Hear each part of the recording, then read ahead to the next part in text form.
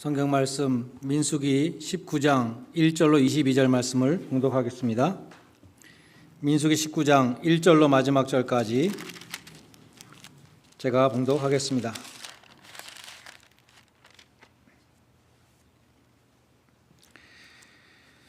여호와께서 모세와 아론에게 말씀하여 이르시되 여호와께서 명령하시는 법의 율례를 이제 이르노니 이스라엘 자손에게 일러서 온전하여 흠이 없고 아직 멍에 매지 아니한 붉은 암송아지를 내게로 끌어오게 하고 너는 그것을 제사장 엘르아살에게 줄 것이요 그는 그것을 진영 밖으로 끌어내어서 자기 목전에서 잡게 할 것이며 제사장 엘르아살은 손가락에 그 피를 찍고 그 피를 회막 앞을 향하여 7번 뿌리고 그 암소를 자기 목전에서 불사르게 하되 그 가죽과 고기와 피와 똥을 불사르게 하고 동시에 제사장은 백향목과 우슬초와 홍색 실을 가져다가 암송아지 사르는 불 가운데 던질 것이며 제사장은 자기의 옷을 빨고 물로 몸을 씻은 후에 진영에 들어갈 것이라. 그는 저녁까지 부정하리라. 송아지를 불사른 자도 자기의 옷을 물로 빨고 물로 그 몸을 씻을 것이라. 그도 저녁까지 부정하리라. 이에 정결한 자가 암송아지의 재를 거두어 진영 밖 정한 곳에 둘지니 이것은 이스라엘 자손 회중을 위하여 간직하였다가 부정을 씻는 물을 위해 간직할 것이니 그것은 속죄제니라. 암송아지의 재를 거둔 자도 자기의 옷을 빨 것이며 저녁까지 부정하리라. 이는 이스라엘 자손과 그 중에 거류하는 외인에게 영원한 율례니라. 사람의 시체를 만진 자는 이래 동안 부정하리니 그는 셋째 날과 일곱째 날에 잿물로 자기 자신을 정결하게 할 것이라. 그리하면 정하려니와 셋째 날과 일곱째 날에 자신을 정결하게 하지 아니하면 그냥 부정하니 누구든지 죽은 사람의 시체를 만지고 자신을 정결하게 하지 아니하는 자는 여호와의 성막을 더럽힘이라. 그가 이스라엘에서 끊어질 것은 정결하게 하는 물을 그에게 뿌리지 아니하므로 깨끗하게 되지 못하고 그 부정함이 그대로 있음이니라. 장막에서 사람이 죽을 때의 법은 이러하니 누구든지 그 장막에 들어가는 자와 그 장막에 있는 자가 이래 동안 부정할 것이며 뚜껑을 열어놓고 덮지 아니한 그릇은 모두 부정하니라.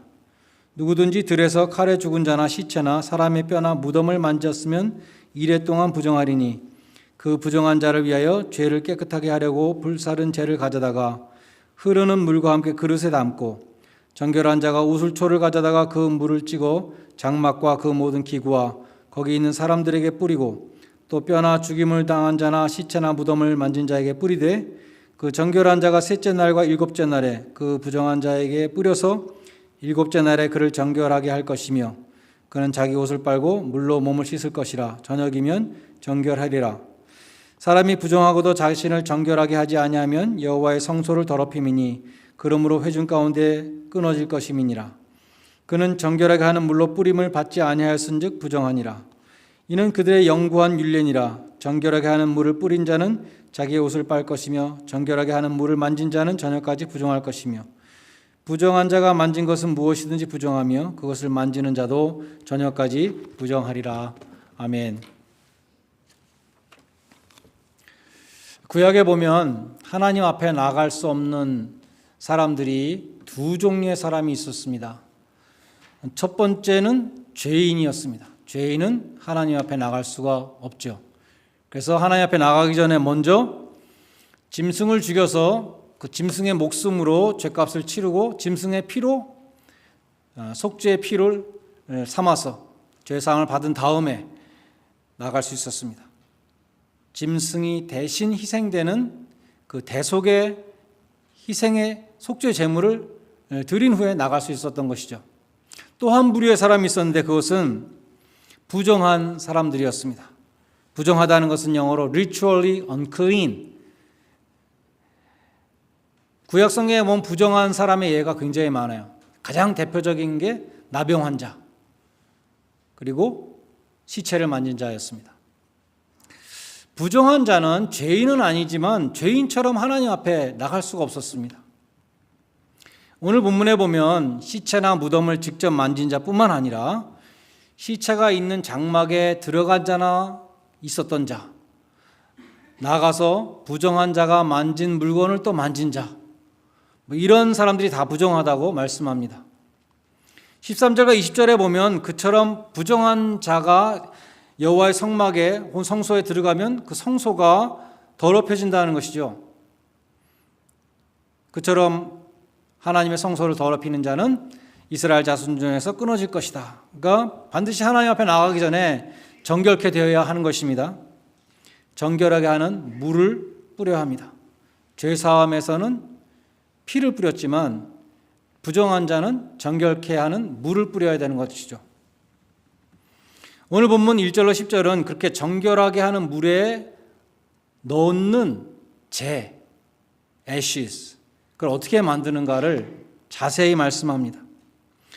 곧 온전하여 흠이 없고 아직 멍에를 매지 아니한 붉은 암송아지를 데려다가 진영 밖으로 끌고 가서 제사장이 보는 앞에서 제사장이 아닌 다른 사람이 그것을 잡고 제사장이 손가락에 피를 묻혀서 회막문을 향해서 7번을 뿌린 다음에 암송아지를 통째로 완전히 재가 될 때까지 다 불사르라 그랬습니다. 9절 마지막에 보면 그처럼 재를 만드는 예식을 속죄제라 그랬는데 우리가 아는 속죄제하고 조금 헷갈리죠. 그래서 영어 성경 보면 대부분의 영어 성경들은 It is for purification from sin, 죄로부터 정결케 되기 위해서 행하는 예식이다. 그렇게 번역되어 있습니다. 그처럼 만들어진 이 암송아지의 재, 애쉬가 흐르는 물과 함께 그릇에 담아서 시체를 만진 자와 시체가 있었던 장막에 들어갔던 사람, 거기에 있었던 사람, 또 모든 물건들, 부정해진 물건에까지 전부 다 우술초로 뿌렸습니다.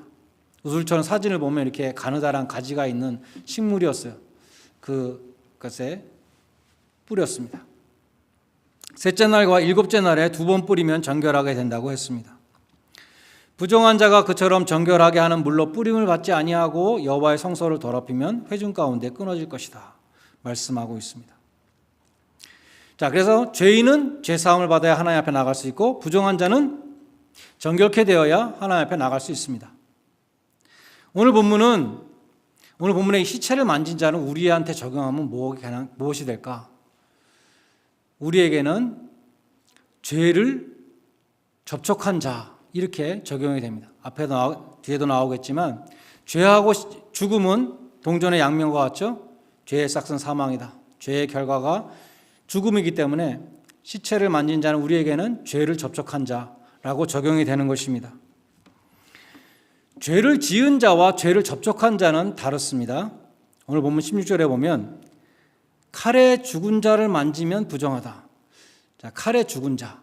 그럼 칼로 죽인 자가 있겠죠. 칼로 죽인 자하고 칼로 죽은 시체를 만진 자하고는 차원이 다릅니다. 근데 두 사람 다 하나님 앞에 나갈 수 없다는 거예요. 그러니까 하나님이 얼마나 이 죄에 대해서 죄를 지은 죄인뿐만 아니라 죄를 접촉한 자까지 하나님 앞에 나갈 수 없다. 하나님이 얼마나 죄에 대해서 철저하신가를 보여주는 것입니다. 그 점을 예수님은 요한복음 13장에서 제자들의 발을 씻어주시면서 말씀하셨습니다. 예수님이 제자들의 발을 씻어주실 때 베드로가 말했죠. 어떻게 주님이 내 발을 씻어주실 수 있습니까? 절대로 그러시면 안 됩니다. 예수님이 말씀하시기를 내가 네 발을 씻어주지 않으면 너하고 나하고 상관이 없다. 그러니까 베드로가 또 이번엔 완전히 달라졌죠. 그러면 다 씻어주십시오. 머리도 씻어주시고 손도 씻어주시고. 예수님이 그때 의미심장한 말씀하셨는데 이미 목욕한 자는 발밖에 씻을 필요가 없느니라. 당시는 아스팔트도 없고 길이 완전히 흙투성이었겠죠. 신발도 변변하지 않고 아침에 깨끗이 목욕을 하고 밖에 외출하고 오면은 집에 다시 돌아오면 발이 흙투성이가 돼서 더럽죠. 그래서 발을 씻어야 됐다는 것입니다. 물론 예수님은 그런 일상을 말씀하신 게 아니에요. 예수님이 그런 말씀도 했어요. 너희가 다 깨끗한데 한 사람 가룟 유다만 깨끗하지 않다. 그 가룟 유다만 목욕 안 했다는 뜻이 아니죠. 예수님은 지금 영적인 진리를 말씀하고 계신데 그 영적인 진리가 무엇이었는가? 제임스 보이스 목사님 이렇게 강의했습니다. 예수님이 목욕한 자는 발만 씻으면 된다. 이게 무슨 뜻이냐? 예수를 믿고 의롭다함을 입은 사람은 또다시 죄의 형벌로부터 용서를 받을 필요가 없고 단지 죄의 오염으로부터만 깨끗함을 받으면 된다는 것을 말씀하신 것이다. 크리스찬들은 온전히 의롭다함을 받은 남녀들이지만 반복되는 죄의 오염으로부터 끊임없이 정결함을 받아야 하나님 앞에 나가서 주님과 교제할 수 있다는 것입니다. 거듭난 성도들은 정결함을 받기 위해서 그리스도에게 와야 한다. 그렇습니다. 이미 예수를 믿고 죄사함을 받은 크리스찬들도 죄투성이인 이 세상 가운데 살면서 실제로 죄를 범하지 않아도 죄와 접촉하게 된다는 것이죠. 죄와 접촉을 통해 부정해지기 때문에 하나님 앞에 나갈 수 있는 정결한 자가 되기 위하여 날마다 씻음을 받아야 한다는 것입니다. 성경은 성경으로 풀라 그랬는데 오늘 본문 이 민수기 19장을 해석해 주는 성경이 있어요. 바로 히브리서 9장 13절로 14절입니다. 화면에 한번 올려주시면 감사하겠습니다. 히브리서 9장 13절로 14절 말씀 제가 한번 천천히 읽겠습니다. 염소와 황소의 피와 및 암송아지의 죄를 부정한 자에게 뿌려 그 육체를 정결하게 하거든 하물며 영원하신 성령으로 말미암아 흠없는 자기를 하나님께 드리신 그리스도의 피가 어찌 너희 양심을 죽은 행실에서 깨끗하게 하고 살아계신 하나님을 섬기게 하지 못하겠느냐. 이 말씀을 잘 보시기 바랍니다. 염소와 황소의 피는 속죄 제사에 쓰입니다. 대속죄일에 대제사장이 자기의 죄를 사하기 위해서 황소를 잡아서 황소의 피로 자기의 죄를 씻었습니다. 그리고 백성들의 죄를 위해서는 염소를 잡아서 염소의 피로 백성들의 죄를 씻었습니다. 그게 염소와 황소의 피예요. 그 다음에 암송아지의 죄를 부정한 자에게 뿌려 그 육체를 정결하게 한다. 이것이 바로 민수기 19장 우리 오늘 본문의 내용입니다. 그 다음 14절이 중요합니다. 14절은 짐승의 피와 예수님의 피, 그리스도의 피를 대조하고 육체와 양심을 대조합니다. 하물며 그리스도의 피가 어찌 너희의 양심을 죽은 행실에서 깨끗하게 하지 못하겠느냐. 여기 죽은 행실, dead work는 NIV 성경에 보면 acts that leads to death라고 그랬습니다. 죽음으로 인도하는 행동들 뭘까요? 죄죠. 예수님의 피는 죄를 사해 주실 뿐만 아니라 죄로 오염된 양심도 깨끗하게 해 주신다는 말씀입니다. 주석가들은 시체를 만지지 말라 그랬잖아요. 영어로 dead body인데 dead body. 오늘 이 히브리서에 나오는 dead work, 죽은 행실을 거기서 연결점을 찾습니다. dead body에 접촉된 사람이 부정해졌던 것처럼 dead work, 죄에 접촉된 사람도 그 양심이 더러워진다는 것이죠. 알쿠인이라는 사람이 이렇게 주석했습니다. 누구든지 데드 바디를 만지는 사람은 부정하게 되었던 것처럼 누구든지 데드 워크를 접촉하면 양심이 더러워진다. 데드 워크는 죄를 의미한다. 데드 바디를 만진 자가 성소에 들어갈 수 없었다면 데드 워크에 오염된 자는 더더욱 천국에 들어갈 수 없을 것이다. 화면을 내려주시기 바랍니다. 자, 이런 예를 들어볼 수 있을 것 같아요. 나는 나쁜 말도 안 했고 나쁜 생각도 안 했고 아무것도 안 했는데 어떤 사람이 와서 내 귀에다 대고 온갖 불평과 원망과 험담을 막 쏟아부었습니다. 그래서 그 얘기를 듣고 나니까 나는 교회도 나가기 싫어졌고 교회 봉사도 하기 싫어졌고 신앙생활 자체에 회의가 왔습니다. 그런 말은 하나님이 주시는 말일까요? 아니면 마귀가 하는 말일까요? 우리가 신앙생활을 이 정도 했으면 기본적인 영분별은 있어야 되겠죠. 그럴 때는 어떻게 해야 됩니까? 형제님 혹은 자매님, 그런 이야기는 은혜가 안 됩니다. 우리 하나님의 말씀으로 은혜를 나눕시다. 우리 서로를 위해 기도합시다. 은혜를 나눈 관계는 뒤돌아볼 때에도 참 감사한 시간이고 은혜를 나눈 관계는 좋은 열매를 맺습니다. 서로 험담한 관계는 깨지는 관계가 되고요. 뒤돌아볼 때 찝찝하고 부끄럽습니다. 안 좋은 말을 막 들은 사람은 피해자예요. 깨끗한 마음이 쓰레기통이 되어버렸어요. 그 사람은 죄를 짓지 않았음에도 불구하고 죄에 오염이 된 것입니다. 죄에 오염된 사람은 하나님 앞에 나갈 수가 없습니다. 죄에 오염된 사람은 죄를 짓지 않았음에도 불구하고 죄인과 똑같이 그리스도의 피로 정결함을 입어야 하나님 앞에 나갈 수 있다는 것입니다. 우리는 죄악된 세상에 살고 있기 때문에 가만히 있어도 죄에 오염이 됩니다. 우리 청년들은 예배 후에 순모임을 하면서 설교 말씀에 대해서 서로 나누는데 오늘 나눌 문제가 그거예요. 내가 짓지 않았는데도 나를 오염시키는 그 죄가 무엇인가? 그런 걸 나눠봐라. 그런 숙제를 줬습니다. 여러분에는 어떤 것이 있습니까? 내가 짓지 않은 죄인데 나를 더럽히는 죄. 가만히 있어도 나를 더럽히는 죄. 어떤 전도지의 앞면에 보면 천국에 가려면 어떡합니까? 예수를 믿어야 됩니다. 뒷면에 보면 지옥에 가려면 어떡합니까? 지옥에 가려면 가만히 있으면 됩니다. 우리는 죄로 가득 찬 세상에 살고 있기 때문에 듣는 거, 보는 거, 만나는 사람, 이 모든 것들을 통해서 죄와 접촉을 하게 됩니다. 죄에 오염이 됩니다. 그러므로 우리는 날마다 십자가 앞에 나가야 된다는 것이죠. 하나님과 교제하기 위해서 우리 마음이 정결케 되기 위해요. 주님의 십자가 앞에 나가 내 마음을 보십시오. 선한 것이 하나도 없습니다. 나에게 정결한 마음을 주십시오. 우슬초로 나를 깨끗게 해 주십시오. 우리는 기도해야 된다는 것이죠. 죄로 오염된 마음속에 주님의 성령께서 거하실 수 없고 우리는 죄에 오염된 상태로 주님과 교제할 수 없기 때문입니다.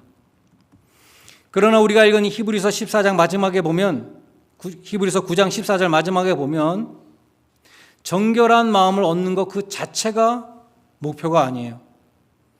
정결한 마음을 얻는 것은 살아계신 하나님을 섬기기 위함이라고 말씀하고 있는 것입니다. 죄 사함을 받고 정결함을 받은 자의 목표가 있습니다. 궁극적인 목표는 살아계신 하나님을 섬기는 것이 우리의 궁극적인 목표입니다. 우리는 성경에서 그 가장 좋은 예로서 선지자 이사야를 들 수 있어요. 이사야서 6장은 우시아가 죽을 때 이렇게 시작됩니다. 우시아 왕은 아주 강력한 왕이었습니다. 이스라엘을 아주 강대국으로 만든 왕이었는데 나중에 실수도 했지만 우시아가 죽었을 때 이사야가 참 무거운 마음을 가지고 나라를 걱정하면서 이제 이 나라를 누가 이끌고 갈 것인가 염려하는 마음으로 성전에 들어간 것이에요. 기도하러 들어갔는데 그 성전에 들어갔을 때 하나님이 환상을 보여주셨습니다. 하늘 보좌를 보여주셨어요. 주께서 높이 들린 하늘 보좌에서 앉아 계시고 천사들의 옷자락이 성전에 가득한데 천사들이 하나님을 찬양합니다. 거룩하다 거룩하다 거룩하다 만군의 여호와여 그 영광이 온 땅에 충만하도다. 하나님이 보여주신 이상은 하늘 보좌에 영광주에 좌정하신 주님, 온 땅을 홀로 다스리시는 지극히 거룩하신 하나님이셨습니다. 이사야는 지금 눈에 보이는 것 때문에 많은 근심 걱정 가운데 쌓여 있었습니다. 근데 하나님이 보여주신 환상은 무엇인가? 하나님이 다스리신다는 거예요. 하나님이 다스리신다. 이스라엘도 다스리시고. God is in control. 그것을 보여주셨습니다. 이사야는 그처럼 온 땅에 가득한 하나님의 영광의 광채 앞에 섰을 때, 지극히 거룩하신 하나님 앞에 섰을 때 제일 먼저 깨달은 것은 내가 얼마나 더러운 죄인인가, 그것을 깨달았어요. 이사야는 하나님을 찬양하지도 못하고 먼저 화로다 나여 망하게 되었도다. 나는 입술이 부정한 자이고 입술이 부정한 백성들 가운데 거하면서 만군의 왕이 되시는 여호와를 내가 보았으니 나는 정말 죽게 되었구나. 그렇게 한탄했습니다. 특별히 이사야는 자기가 입술이 부정하다고 말했죠. 왜 하필이면 입술입니까? 우리가 일생에 짓는 죄의 대부분은 입술로 짓는 죄들입니다. 마음의 생각, 악한 것들도 입으로 나올 때가 많고요. 나의 유익을 따라 거짓말하고 보태고 빼고 왜곡합니다. 이웃을 정죄하고 비난하고 사람과 사이를 이간시키고, 한마디로 우리는 입술이 부정한 백성들입니다. 이사야가 입술이 부정하다고 했으면 우리는 얼마나 더 부정하겠어요. 이사야는 그러한 자신의 죄를 애통해하고 회개한 것이죠. 요한일서 1장 9절에 보면 만일 우리가 우리 죄를 자백하면 하나님은 믿을 만한 분이시고 의로운 분이시기 때문에 우리를 모든 불의로부터 깨끗게 하시고 우리의 모든 죄를 사하여 주신다라고 약속하셨습니다. 그것이 하나님의 성품이시죠. 과연 하나님은 이사야의 죄를 사하여 주시는데 제단의 숯불을 천사가 가지고 와서 이사야의 입술에 댑니다. 그러면서 네 악이 제하여졌고 네 죄가 사하여졌느니라 사죄의 선포를 합니다. 성소의 제단은 어떤 곳입니까? 제물들이 속죄의 피를 흘리는 것이고 또 번제단, 거기서 온전히 불태움을 받는 것이죠. 그 제단은 예수님의 십자가 제단을 예표하는 장소였습니다. 그 제단의 숯불로, 핀 숯불로 이사야의 죄를 사했다는 것은 우리들에게 예수님의 십자가 제단에서 우리가 죄 사함을 받는다는 것을 보여준 것입니다. 제단 숯불로 제사함을 받은 이사야는 하나님의 부르심을 받죠. 하나님이 묻습니다. 누가 나를 위해서 갈 것인가? 내가 누구를 보낼 것인가? 제사함을 받은 정결한 이사야가 지체하지 않고 대답했죠. 내가 여기 있습니다. 나를 보내 주십시오. 중요한 사실은 하나님이 죄인을 부르신다는 것입니다. 하나님은 무음한 천사를 부르지 아니하고 죄인을 부르십니다. 사도 바울이 이방인의 사도로 부르심을 받았는데 그 부르심 받기 전에 자기는 죄인의 괴수였다고 고백합니다. 우리가 죄인으로서 부름을 받지만 하나님이 쓰시기 위해서는 깨끗함을 받아야 된다는 것이죠. 정결케 되어야 되는 것이 우선되어야 합니다. 디모데후서 2장 20절에 보면 큰 집에는 금그릇, 은그릇, 또 나무그릇, 질그릇 여러 가지 그릇이 있는데 하나님은 어떤 그릇을 쓰시느냐? 하나님은 깨끗한 그릇을 쓰신다라고 말씀합니다. 금그릇이라 할지라도 더러우면 하나님 쓰시지 않고 질그릇이라 할지라도 깨끗하면 하나님이 귀히 쓰신다는 것이죠. 우리도 쓰임받는 성도, 쓰임받는 교회가 되기 위해서는 먼저 깨끗한 그릇이 되어야 합니다. 여러분의 마음이 예수의 피로 깨끗함을 받고 하나님의 영이 거하시는 그러한 깨끗한 그릇이 되시기를 바랍니다. 의심과 낙심과 굳은 마음을 제하여 버리고 낮은 마음, 가난한 마음, 새 마음을 가질 수 있기 바랍니다. 주님의 은혜를 담을 수 있는 그릇이 되시기를 바랍니다. 그래야 하나님이 우리에게 허락해 주신 이 한 해 주님께서 물 붓듯이 부어주시는 그 은혜를 받을 수 있는 그릇이 되고 나아가서 하나님이 쓰실 수 있는 정결한 그리스도의 신부로 귀하게 쓰임받는 우리 교회 또한 여러 성도님들 되시기를 주님의 이름으로 간절히 축원드립니다. 기도하시겠습니다. 하나님 아버지, 저희들에게 정결한 마음을 주시옵소서. 저희의 마음이 죄악된 세상에 물들지 않고 성령의 전이 되어서 주님과 교제하며 동행하는 복된 길을 걷게 하시며 저희 교회가 우리 모든 성도들이 깨끗한 그릇으로 살아계신 하나님을 섬기는 귀한 그릇들이 되게 하여 주시옵소서. 예수님의 이름으로 기도드려